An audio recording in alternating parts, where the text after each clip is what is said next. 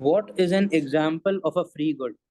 जब मैं free good की बात करता हूँ तो ये वो गुड है जो कि नॉन एक्सक्लूडेबल है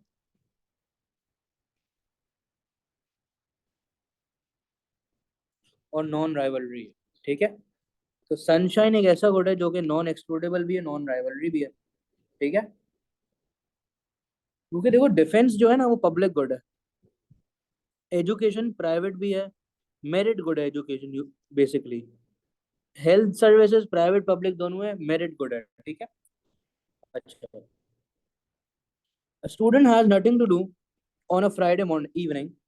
She withdraws $5 from the $100 she has in a savings account and buy the present to take to a party to which admission is free.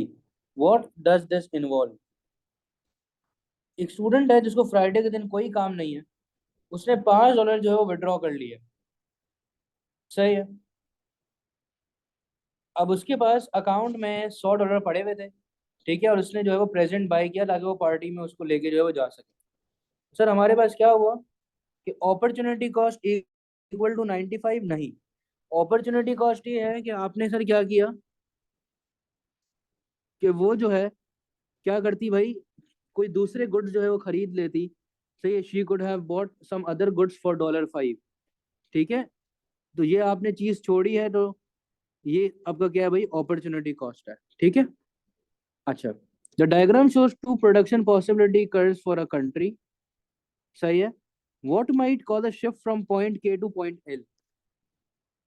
देखो पॉइंट के पे जब मैं हूँ तो इसका ना मैं यहाँ पर ऑपरेट कर रहा हूँ, पॉइंट एल पे आने का मकसद क्या हुआ कि मैंने कैपिटल गुड्स की प्रोडक्शन को कम कर दिया है और कंज्यूमर गुड्स की प्रोडक्शन को क्या कर दिया है, मैंने जो है वो पहले यहाँ पर था, अब मैं यहाँ पर आ चुका हूँ, मैंने बढ़ा दिया है। ठीक है। तो क्या हुआ है ऐसा, तो सर ऑब्वियस सी बात है कि हमारे पास जो है वो more a change in what consumers want to buy नहीं। और रिसेशन रिसेशन होता तो कोई भी चीज इंक्रीज नहीं होती। The use of previously unemployed resources नहीं सर, अगर ये होता तो मूवमेंट हो रही होती, शिफ्ट नहीं होता। ठीक है। फिर तो आप के से यहाँ पे आते हैं, यहाँ पे आते हैं। मोर इन्वेस्टमेंट हुई है सर, इन्वेस्टमेंट ज्यादा हुई है जिसकी वजह से ये काम जो है वो हुआ है आपका। ठीक है। अच्छा।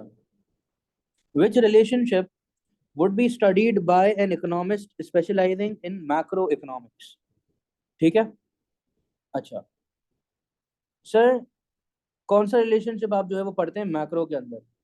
ये जो output of firm and cost of production है माइक्रो है। Price of product quantity demand क्या है, माइक्रो है।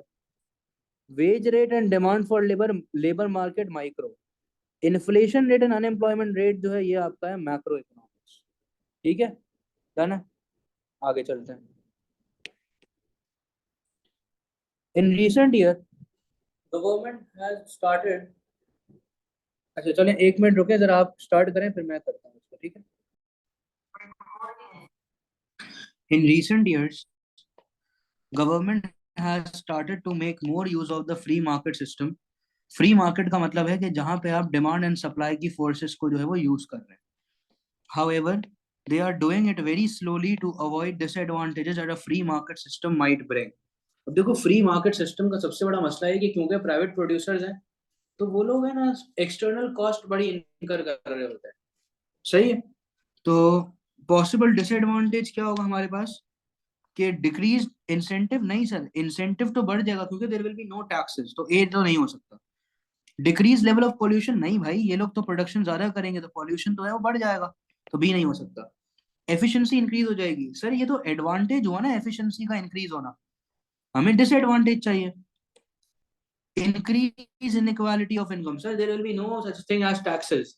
टैक्सेस का जब कोई कॉन्सेप्ट है ही नहीं तो हमारे पास क्या होगा कि भाई इनकम जो है वो क्या हो रही होगी, ज्यादा हो रही होगी, rich will be getting richer and poor will be getting poorer. ठीक है। What will cause the demand curve for a good to shift to the. अब राइट का मतलब आउटवर्ड शिफ्ट के बारे में जो है हम लोग बात कर रहे हैं। ठीक। अच्छा। तो हमारे पास सर क्या होगा कि अगर डिस्पोजेबल इनकम कम हो जाती है, डिस्पोजेबल इनकम कम हो जाती है तो ऑब्वियस सी बात है मेरी डिमांड क्या हो जाएगी, कम हो जाएगी, मतलब लेफ्ट पे shift. Price of a substitute good, अगर सब्स्टिट्यूट गुड की प्राइस कम हो जाएगी, अगर लेट सपोज कोक की प्राइस कम हो गई, तो मैं क्या करूंगा, कोक की प्राइस अगर कम हो जाती है तो मेरे गुड की, पेप्सी की जो डिमांड है वो क्या हो जाएगी, कम हो जाएगी, मतलब लेफ्ट पे शिफ्ट आएगा। प्राइस ऑफ अ गुड बात करता है मूवमेंट के बारे में, यहाँ पे शिफ्ट के बारे में बात नहीं हो रही है। ठीक है, तो करेक्ट आंसर क्या हुआ, price of a complementary good. कि अगर कॉम्प्लीमेंट्री गुड की प्राइस कम हुई, लेट सपोज हम ये बोलते हैं कि, कोई एग्जाम्पल दे जरा बेटा जल्दी से कॉम्प्लीमेंट्री गुड की। Tennis ball. और के साथ, आ टेनिस का रैकेट।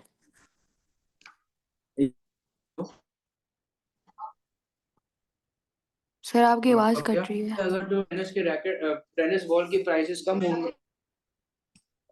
अच्छा मैं ये बोल रहा हूँ अगर टेनिस बॉल की प्राइसेस जो है वो कम होगी, तो टेनिस के रैकेट की जो डिमांड है वो क्या हो जाएगी, इंक्रीज जो है वो हो सकती है। ठीक है, डन है। अच्छा, अब जरा आगे चलते हैं हम लोग। अच्छा, अब हम लोग बात करते हैं in the diagram which demand curve has perfectly elastic demand. देखें, तो मैं परफेक्टली इलास्टिक डिमांड की बात कर रहा हूँ, तो परफेक्टली इलास्टिक डिमांड का मतलब ये होता है कि जहाँ पे पीईडी जो है वो इक्वल होता है किसके भाई, इनफाइनाइट के। पीईडी किसके इक्वल होता है, इनफाइनाइट के इक्वल होता है। ठीक है, तो अगर मैं पार्ट ए की बात करूं, तो पार्ट ए तो मेरा क्या है भाई, normal downward sloping demand curve है। सही है, तो ए तो नहीं हो सकता। आगे चलते हैं, पार्ट बी पे आता हूँ। ये मेरे पास क्या है, ये है P D equal to zero, perfectly inelastic demand है, तो ये भी जो है वो नहीं हो सकता। सी क्यों नहीं हो सकता, क्योंकि सर ये जो है वो मेरा सप्लाई कर्व है। ठीक है, जैसे ये डिमांड कर्व है, ये मेरा सप्लाई कर्व है।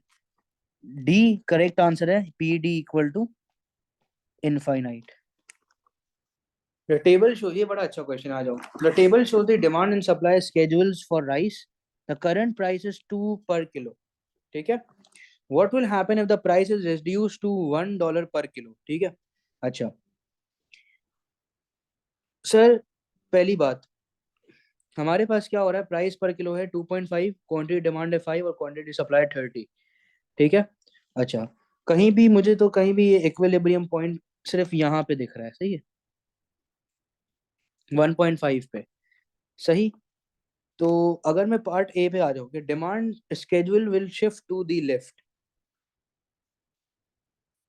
सर ऑब्वियस सी बात है अगर प्राइसेस कम होंगी तो डिमांड जो है वो बढ़ेगी, तो इसका मतलब है कि ए तो नहीं हो सकता। The market will move from shortage to surplus. देखो, जब प्राइसेस आपकी क्या हो रही हैं, रिड्यूस हो रही हैं, प्राइसेस क्या हो रही हैं, रिड्यूस हो रही हैं, तो आप ये बताओ मार्केट के अंदर मतलब क्या होगा, सरप्लस होगा। सरप्लस की वजह से क्या होती है, प्राइसेस कम होती हैं, क्योंकि जो मार्केट के अंदर ये डिमांड है, ये सप्लाई है, और मार्केट में अगर शॉर्टेज हो रहा है, तो शॉर्टेज की वजह से क्या होता है, फिर आपकी जो है वो प्राइस लेवल्स जो है वो बढ़ रही होती है। मतलब ये नहीं हो सकता। The market will move from surplus to shortage, surplus से आप कहाँ पे चले जाओगे, शॉर्टेज की तरफ जो है वो चले जाओगे। अगर आप कर्व जो है वो यूं बनाते हो, ये डिमांड है, ये सप्लाई है, और इस पॉइंट पे अगर आप हो सरप्लस सिचुएशन पे, तो इस जगह पे हमारे पास क्या होगा कि ऑब्वियस सी बात है कि प्राइस लेवल्स जो है वो गिर जाएंगे, कम हो जाएंगे। ठीक है, सप्लाई स्केड्यूल की यहाँ पे बात नहीं हो रही है। Will shift to the right, भाई प्राइसेस कम हुई तो why will a supplier be producing more, supplier क्यों ज्यादा जो है वो प्रोड्यूस कर रहा होगा, तो ये तो नहीं हो सकता। ठीक है, आगे चलते हैं।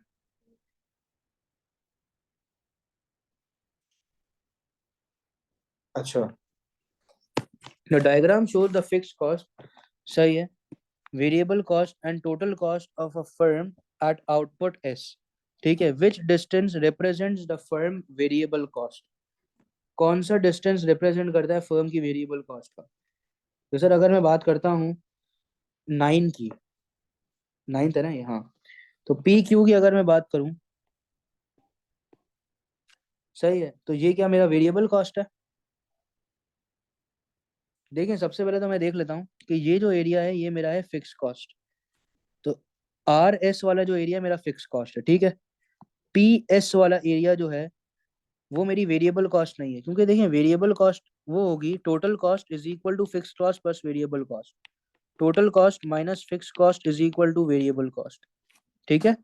तो वेरिएबल कॉस्ट क्या होगी, टोटल कॉस्ट में से जब आप फिक्स कॉस्ट माइनस कर देंगे। सर ये लाइन जो है ये किसकी होगी, हमारी टोटल कॉस्ट की लाइन है, जो कि यहाँ से स्टार्ट होती है।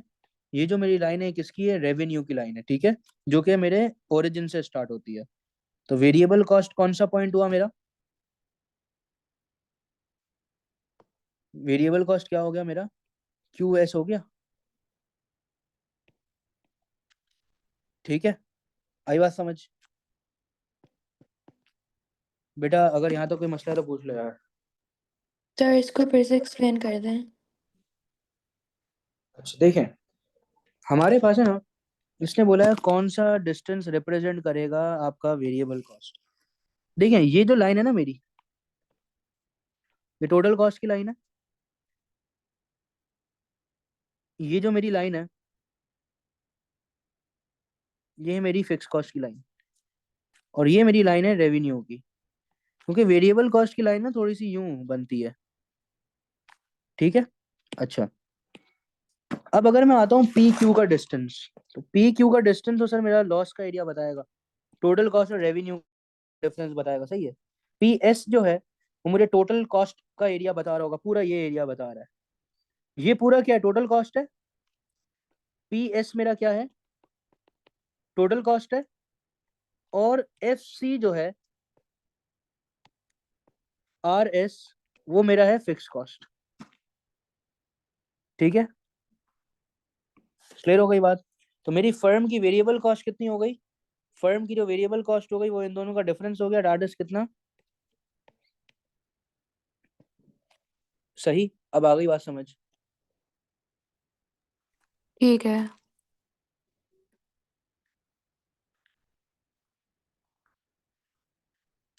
आगे चलते हैं। What would cause profits to be high in a monopoly market. अच्छा जी sir, what would cause profits to be high in a monopoly market के अंदर प्रॉफिट्स क्यों ज्यादा होते हैं, डिसइकोनॉमी ऑफ स्केल की वजह से नहीं सर, एवरेज कॉस्ट में बढ़ जाती है। इलास्टिक डिमांड नहीं sir, PED is less than one होता है ना, इलास्टिक होता है। हाई नंबर नहीं सर, लो नंबर होता है। बैरियर्स टू एंट्री बहुत ज्यादा होती है, मतलब बहुत स्ट्रिक्ट बैरियर्स टू एंट्री होती है, कोई किसी को अंदर आने नहीं देता, इसलिए पैसे जो है वो बहुत ज्यादा होते हैं, ठीक है। कंपटीशन तभी नहीं होता। Which firm is most likely to be classified as a small firm in the tertiary sector. देखें, अब इसके अंदर आपको स्मॉल फर्म के बारे में कैसे पता चलेगा, जो कि यूजुअली कस्टमाइज प्रोडक्ट्स की तरफ होगा या कस्टमाइज सर्विसेज जो है वो प्रोड्यूस कर रहा होगा। तो हेयर ड्रेसर एक ऐसा बंदा है जो कि कस्टमाइज जो है वो सर्विसेज दे रहा होगा। Germany is considered a capital intensive economy while Indonesia is considered a labor intensive economy. What does this mean about the economies of Germany and Indonesia? सही है, जर्मनी कैपिटल इंटेंसिव है, तो इसका मतलब क्या है कि capital is relatively cheaper than labour in Germany. सही है, ऑब्वियस सी बात है, कैपिटल सस्ता है तभी वहां पे आपने कैपिटल इंटेंसिव प्रोडक्शन जो है वो कर रहे हो। और इंडिया इंडोनेशिया के अंदर लेबर सस्ता है और कैपिटल जो है वो महंगा है, तो करेक्ट आंसर हमारा क्या हो जाएगा, ए हो जाएगा। सर बी क्यों नहीं हो सकता, Germany has many primary sector workers while Indonesia has many ters, नहीं सर, ये अदर वे राउंड होगा। जर्मनी के पास जो है वो प्राइमरी सेक्टर वर्कर्स नहीं होंगे, क्योंकि प्राइमरी सेक्टर जो होता है वो यूजुअली क्या होता है, लेबर इंटेंसिव होता है, तो ये तो नहीं हो सकता। आगे चलते हैं। इंडोनेशिया है higher growth in its population size, sir इसका कोई लिंक नहीं है। सही है, कि जरूरी नहीं है कि जिसकी जो है वो पॉपुलेशन साइज ज्यादा हो वो जो है वो ज्यादा जो है वो लेबर इंटेंसिव हो या कैपिटल इंटेंसिव हो। Relatively more low cost labour is avail, देखो लेबर अगर सस्ती अगर होती जर्मनी में तो जर्मनी लेबर इंटेंसिव होता ना यार। तो इस पर जर्मनी क्या है, कैपिटल इंटेंसिव है, तो इसका मतलब है ये भी जो है वो नहीं हो सकता, ये तो कैपिटल इंटेंसिव है। अच्छा, a bank continues to operate loss making branches. एक बैंक है, वो लॉस मेकिंग ब्रांचेस भी जो है वो उसमें भी जो है वो उसको बंद नहीं कर रहा। क्यों? ग्रोथ की वजह से नहीं सर, एफिशिएंसी नहीं, प्रॉफिट मैक्सिमाइजेशन सर नहीं सर, लॉस मेकिंग फर्म्स है सर। क्यों? क्योंकि मेन मकसद उसका सोशल वेलफेयर है। अच्छा क्वेश्चन है ये। Table shows three people X Y and Z spend their income, person X, person Y and person Z, food clothing and housing. Food clothing person X 30% करता है, वाई 25% करता है, जेड 50% करता है। देखिए एक चीज याद रखें कि जो इंसान बहुत ज्यादा जो है वो पुअर है, सही है, वो ज्यादा से ज्यादा अपनी जो खर्चा है वो क्या करेगा, बेसिक नेसेसिटीज पे करेगा। तो लोएस्ट इनकम से हाईएस्ट इनकम की तरफ का आपको सफर जो है वो दिखाना है इनका। ठीक है। आपको एक लिंक चेन जो है वो बतानी है। तो सबसे ज्यादा जो है मुझे बताइए जरा कि नीड्स और नेसेसिटीज पे कौन खर्चा कर रहा है, जल्दी बताइए। पर्सन जी। पर्सन जी सबसे ज्यादा खर्चा कर रहा है। ठीक है, तो इसका मतलब है या तो सी आंसर है या तो जो है वो डी आंसर है। आगे चलते हैं सर। फिर हम देखें कि सबसे उसके बाद कौन ज्यादा खर्चा कर रहा है फूड एंड क्लोथिंग में। एक्स कर रहा है, और वाई एक्स। सबसे जो है वो एंड में कर रहा है। ठीक है। वाई देखिए एंटरटेनमेंट में भी बहुत बहुत खर्चा कर रहा है, लग्जरी गुड्स पे भी खर्चा कर रहा है, मतलब उसकी इनकम सबसे ज्यादा है। तो करेक्ट आंसर क्या हुआ आपका? C. Which activity is correctly link to the organisation that provides it, और central bank regulate the rate of inflation. क्या सेंट्रल बैंक रेगुलेट करता है रेट ऑफ इन्फ्लेशन को? याद करें, यस सर करता है, थ्रू मॉनेटरी पॉलिसी। तो मतलब करेक्ट आंसर हो सकता है ए भी। सेंट्रल बैंक सेट करता है डायरेक्ट टैक्स रेट्स, नहीं सर, ये गवर्नमेंट का काम होता है, ये नहीं हो सकता। कमर्शियल बैंक मैनेज करता है गवर्नमेंट के नहीं यार, सेंट्रल बैंक करता है ना ये तो फाइनेंशियल अकाउंट्स को manage. Commercial bank safe guard, अरे नहीं नहीं, फॉरेन रिजर्व्स को भी कौन सेट करता है? सेंट्रल बैंक जो है वो कर रहा होता है। ठीक है। अच्छा, चलें भाई, अब आगे करें जरा, फिर मैं स्टार्ट करता हूँ। The chart shows government spending in a year. ठीक है। What was the total government spending on public goods? Sir public goods पे टोटल खर्चा क्या क्या हुआ है?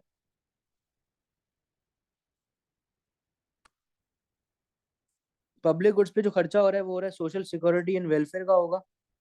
पब्लिक गुड्स पे खर्चा होगा 2390 का होगा। ऐसा है या नहीं? हमें क्या बतानी है? टोटल गवर्नमेंट स्पेंडिंग बतानी है ऑन पब्लिक गुड्स। जी सर, क्या होगा, बताइए जरा।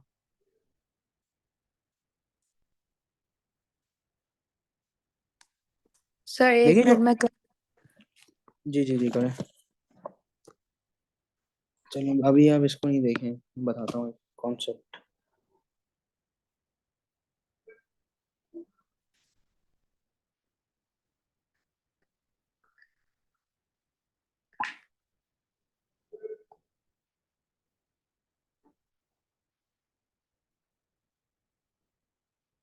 देखो एक चीज याद रखो कि जो सोशल सिक्योरिटी एंड वेलफेयर है ना, सही है, इसका ये सीन है कि ये हम लोग बात करते हैं किसके बारे में? सोशल सिक्योरिटी एंड वेलफेयर है ना, ये तो गवर्नमेंट का स्पेंडिंग नहीं है, ये तो बेसिकली जो है वो आपके एम्स होते हैं प्राइवेट सेक्टर के। ठीक है। हेल्थ भी जो है वो प्राइवेट सेक्टर भी जो है वो दे सकता है। एक लॉ एंड ऑर्डर और एक डिफेंस, ये दो ऐसी चीजें हैं जो कि सर क्या करती हैं भाई, हमारे पास जो है वो गवर्नमेंट स्पेंडिंग जो है वो कर रही होती है ऑन पब्लिक गुड्स। ठीक है। करेक्ट आंसर क्या हुआ? 7440 मिलियन। आगे चलते हैं। एक गवर्नमेंट है, सही है, जो कि स्पेसिफिक टैक्स लगाती है on supply of cigarettes. At the same time it starts a campaign to explain the health risk of smoking cigarettes. ठीक है। अच्छा, which diagram illustrates the effect and demand supply of cigarettes? Sir obvious सी बात है, government ने क्या किया, tax लगाया, तो सप्लाई कर्व में इनवर्ट शिफ्ट आ जाएगा, और जब अवेयरनेस क्रिएट करी तो डिमांड भी क्या हो जाएगी, कम हो जाएगी। तो करेक्ट आंसर क्या हो गया आपका? C. A government wishes to pursue an expansionary monetary policy, मतलब मनी सप्लाई को बढ़ाना है। तो मनी सप्लाई को बढ़ाने के लिए गवर्नमेंट को क्या करना पड़ेगा? गवर्नमेंट जो है वो डिस्करेज करे बैंक लैंडिंग, नहीं सर इनकरेज करे, सब्सिडीज दे फर्म्स को, ये सप्लाई साइड पॉलिसी है। लोअर इनकम टैक्स, ये फिस्कल पॉलिसी है। लोअर इंटरेस्ट रेट, ये करेक्ट आंसर है। ठीक है। चलें एक गवर्नमेंट है वो इंट्रोड्यूस करती है series of economic measures. What is the supply side policy measure? सही है, सप्लाई साइड पॉलिसी मेजर आपको जो है वो बताना है. तो building more affordable homes to improve labour mobility. Sir देखिए, controlling consumer spending to reduce inflation. ये क्या है, आप टैक्स लगाओगे तो फिस्कल पॉलिसी है. Lowering interest rate monetary policy है. Raising pensions to help retired people to pay their fuel bills. देखिए, सप्लाई साइड पॉलिसी ये होता है जो पोटेंशियल को बढ़ाए, जो आपकी कैपेसिटी को बढ़ाए. अगर आप किसी को पेंशन दोगे तो इससे आपकी जो है वो कैपेसिटी इंक्रीज जो है वो नहीं हो रही होगी. ठीक है, तो इसका मतलब कैपेसिटी इंक्रीज होने के लिए क्या होगा, you have to build more affordable homes to improve labour mobility. ठीक है. अच्छा, what is identified as economic growth? Economic growth का मतलब क्या हुआ कि जब आपका रियल जीडीपी जो है वो बढ़ रहा है. ठीक है. सर क्या हो गया आपका आंसर? इकोनॉमिक ग्रोथ बढ़ने का मकसद ये है an increase in productive capacity. इसका मतलब ये नहीं है प्रोडक्टिव कैपेसिटी बढ़ रही है. प्रोडक्टिव कैपेसिटी का इंक्रीज जब होती है जब पीपीसी बढ़ रहा होता है. ठीक है. अच्छा सर, बल्कि एक मिनट ना, व्हाट इज, सही है, ठीक है. प्रोडक्टिव कैपेसिटी का मतलब क्या हुआ कि आप लोग जो है सर क्या कर रहे हैं, आप लोग जो है वो अपनी प्रोडक्शन को जो है वो अच्छे तरीके से कर रहे हैं, आपकी प्रोडक्टिविटी जो है वो बढ़ रही है, आप कम इनपुट पे ज्यादा आउटपुट जो है वो प्रोड्यूस कर रहे हैं. तो ये इंक्रीज हो रहा है, तो ये क्या होगा, आपका इकोनॉमिक ग्रोथ है. अगर लेबर प्रोडक्टिविटी गिर रही है तो ये इकोनॉमिक ग्रोथ नहीं हुआ ना, ग्रोथ तो नहीं है. सीपीआई का बढ़ना इन्फ्लेशन है. Economy enters a period of recession. सही है. ये इकोनॉमिक ग्रोथ तो नहीं हुआ ना, आप रिसेशनरी फेज पे जा रहे हो, आप एक डिक्लाइनिंग फेज पे जो है वो जा रहे हो. ठीक है, डन है. चलें आगे. अच्छा, the retail trade in a country has unemployed workers in a one region and job vacancies in another region. ठीक है. अच्छा सर, हमारे पास क्या होगा कि एक रिटेल ट्रेड एक कंट्री के अंदर हैज अनएम्प्लॉयड वर्कर्स एक रीजन के अंदर और जॉब वैकेंसीज है दूसरे रीजन के अंदर. What could explain this? बता सकते हैं भाई? Part D. क्यों D?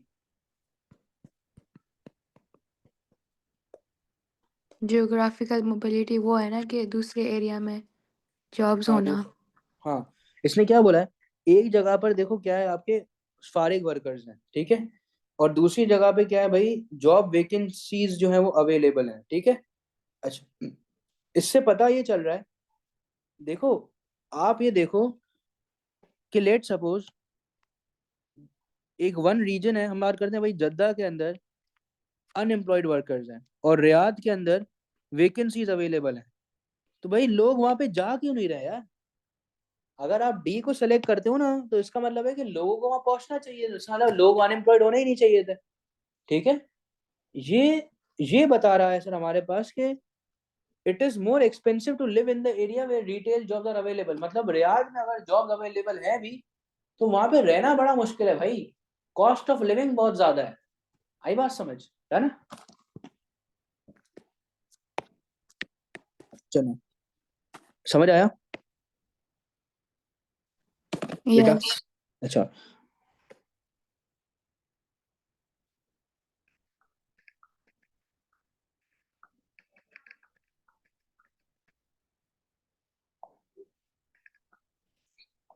Then sir, a country wishes to reduce the level of inflation. जरा करें ये.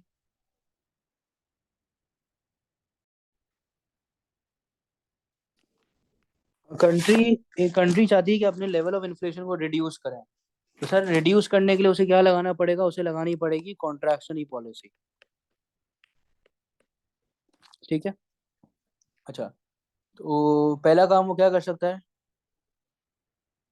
इंक्रीज करे गवर्नमेंट स्पेंडिंग. सर ये तो एक्सपेंशनरी है, ये नहीं हो सकता. डिक्रीज करे इंटरेस्ट रेट, ये एक्सपेंशनरी मॉनेटरी पॉलिसी, ये भी नहीं हो सकता. डिक्रीज करे एक्सचेंज रेट्स. सही है. तो हमारे पास ये भी क्या है सर, आपके पास जो है वो नहीं जो है वो हो सकता. सही है, टू रिड्यूस इन्फ्लेशन. ठीक है, ऑब्वियस है आपके इंपोर्ट प्राइसेस जो है वो महंगे हो जाएंगे. इंटरेस्ट रेट को क्या करते हैं भाई, आप जो है वो क्या करते हैं, इंक्रीज कर दें. ठीक है. अगर आप इंटरेस्ट रेट को इंक्रीज करेंगे तो क्या हो जाएगा, हमारे पास जो है वो कॉन्ट्रैक्शनल मॉनेटरी पॉलिसी जो है वो आ जाएगी। सही है। दूसरा, गवर्नमेंट स्पेंडिंग आप क्या कर दें, डिक्रीज कर दें। ठीक है। अच्छा, जब आप गवर्नमेंट स्पेंडिंग जो है वो डिक्रीज करेंगे तो हमारे पास क्या होगा कि यहाँ पे हम लोग बात करते हैं किसके बारे में, कॉन्ट्रैक्शनली फिस्कल पॉलिसी के बारे में जो है वो बात जो है वो कर रहे हैं। ठीक है, गवर्नमेंट जो है वो स्पेंड नहीं कर रहा, गवर्नमेंट कोई बेनिफिट वगैरह नहीं दे रहा है आपको। सही है ना। तो करेक्ट आंसर क्या होगा आपका, डी। एक गवर्नमेंट है who wants to reduce both it budget deficit. Budget deficit अगर उसको कम करना है, मतलब बजट डेफिसिट कम करने का मकसद ये है कि गवर्नमेंट को अपने बजट को बढ़ाना है, right.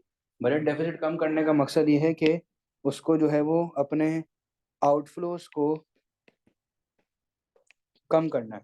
In the amount of poverty in its country, मतलब अपनी कंट्री में जो है वो गरीबी भी जो है वो कम करनी है। विच फिस्कल पॉलिसी मेजर, देखो बजट डेफिसिट कम करने के लिए आपको क्या करना पड़ेगा, टैक्सेस को बढ़ाना पड़ेगा, गवर्नमेंट स्पेंडिंग को कम करना पड़ेगा, और पॉवर्टी को सही करने के लिए आपको गवर्नमेंट स्पेंडिंग भी करनी पड़ेगी, बेनिफिट्स भी देने पड़ेंगे। तो ये दोनों चीजें कॉन्फ्लिक्ट करेगी। ठीक है। तो देखें, हमेशा एक चीज याद रखें कि पॉवर्टी वगैरह ये सारी चीजें करने के लिए आपको अगर इक्वालिटी क्रिएट करनी है ना एक इकोनॉमी के अंदर, तो जो सबसे पहला काम आप करें पता है क्या करें, आप प्रोग्रेसिव इनकम टैक्स लगाएं। प्रोग्रेसिव इनकम टैक्स क्या होगा कि आप टैक्स भी लगा रहे होंगे, आप रेवेन्यू भी जनरेट कर रहे होंगे। Rich will be paying richer, rich will be paying more, and poor जो है वो आपको कम दे रहा होगा पैसे। ठीक है। तो आप जो है उसको सपोर्ट भी कर सकेंगे। सी आंसर है। ठीक है, आगे चलते हैं। Which components in addition to the GDP are included in HDI? HDI के अंदर और क्या क्या चीजें होती है सर हमारे पास, HDI के अंदर एजुकेशन होता है, आपकी लाइफ एक्सपेक्टेंसी होती है, आप कितने साल स्कूल वगैरह गए। ठीक है। What is likely to cause an immediate decrease in the size of the labor force? क्यों आपकी जो है वो लेबर फोर्स की साइज जो है वो गिर चुकी है अचानक से। ठीक है। तो सर ऑब्वियस सी बात है, पहले देखते हैं fall in the average size of families. देखें, इमीडिएट नहीं है, अगर फैमिली का साइज कम हुआ है तो इसका मतलब ये है कि आज लेबर फोर्स पे इम्पैक्ट नहीं आया, it will take some time. अगर बर्थ रेट आज कम होता है, अगर आज जो है वो बर्थ रेट कम हो रहा है, सही है, तो ऑब्वियस सी बात है, अगर आज कोई बच्चा अगर मार्केट में लेट सपोज नहीं आता है, सही, तो वो ऑब्वियस है वो कोई लेबर नहीं है, फर्स्ट डे से वो लेबर नहीं बन जाएगा अनटिल अनलेस कि वो अपनी एक स्पेसिफिक एज को जो है वो मीट करे। ठीक है। तो बर्थ रेट का कम होना, सही है, ऑब्वियस सी बात है कि इमीडिएट इम्पैक्ट क्रिएट नहीं करेगा। पर अगर आज के डेट में फॉरेन से रिटायरमेंट एज कम हो गई, रिटायरमेंट एज कम हो गई, तो हमारे पास सर क्या होगा कि फॉरेन से जो है वो लेबर फोर्स का जो साइज है वो क्या हो जाएगा, कम हो जाएगा। क्योंकि अब हमारे पास जो है वो कम लेबर जो है वो अवेलेबल है, ज्यादा जो है वो क्या हो गए, रिटायर जो है वो हो चुके हैं। ठीक है।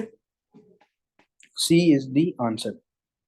The table shows some economic indicators which increase in the first indicator is most likely to increase in the second indicator। इसका मतलब ये है कि एक की वजह से दूसरे पे क्या इम्पैक्ट आ रहा होगा।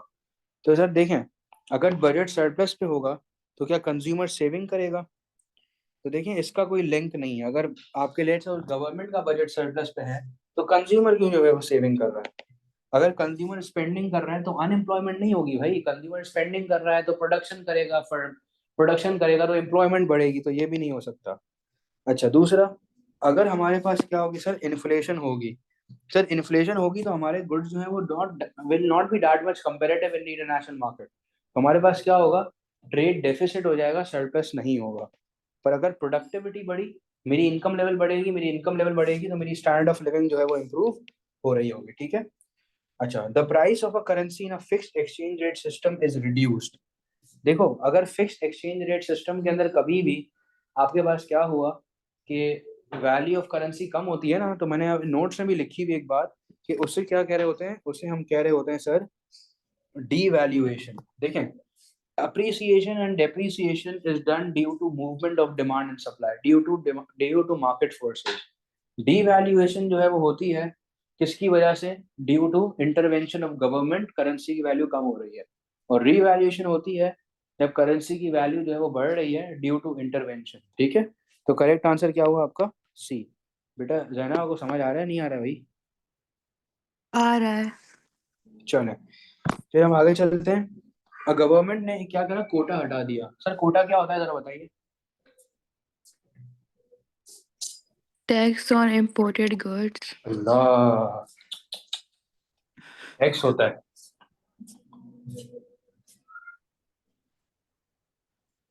किसने बोला आपको टैक्स होता है?